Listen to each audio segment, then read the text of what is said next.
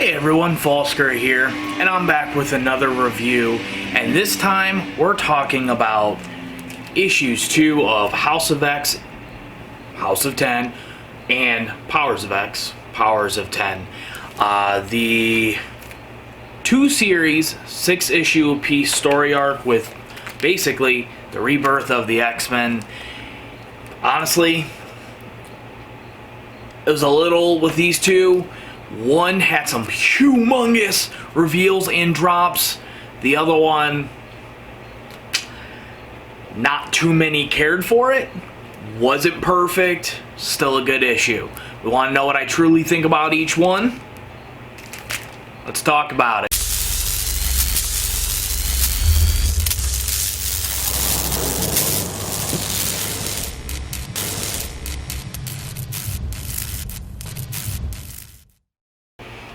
Alrighty, so issue 3 out of 12, combining the two series, we have House of 10, or House of X, issue 2. As you can tell from the cover, there's a whole lot of Myra, or Mara, however you want to pronounce her name, McTaggart. And it basically has some huge revelations around her and potential abilities. And each one is actually a different one, so I definitely check it out.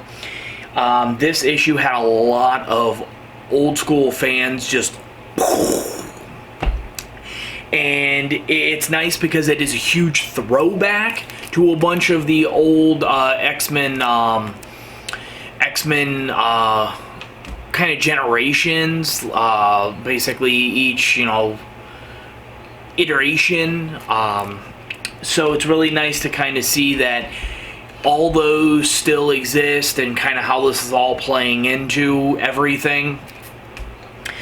Being a novice, new, and I was reading, like, after this issue, I had to message my bro, and I was just like, what the shit is this? Like, did you? And he's like, no, this literally blew my mind, and it literally makes this jumping on point for novice readers like me even easier, because it is both a reset and kind of continuity. It's really, really interesting. I totally give this issue easily 4.5 out of 5. Damn amazing. While no, there was no action, nothing really too crazy, you get a lot of information that will change the history of the X-Men comics for the remainder of the future. So definitely check it out. And that brings me to Powers of 10 issue 2.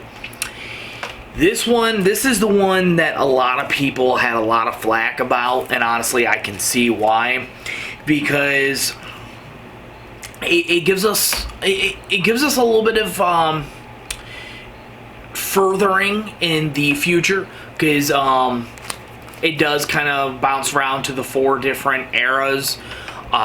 Basically you have X0, then you have X10, X100, X1000 timelines. It does focus a lot with the 100, where you have, Rasputin, and it's just...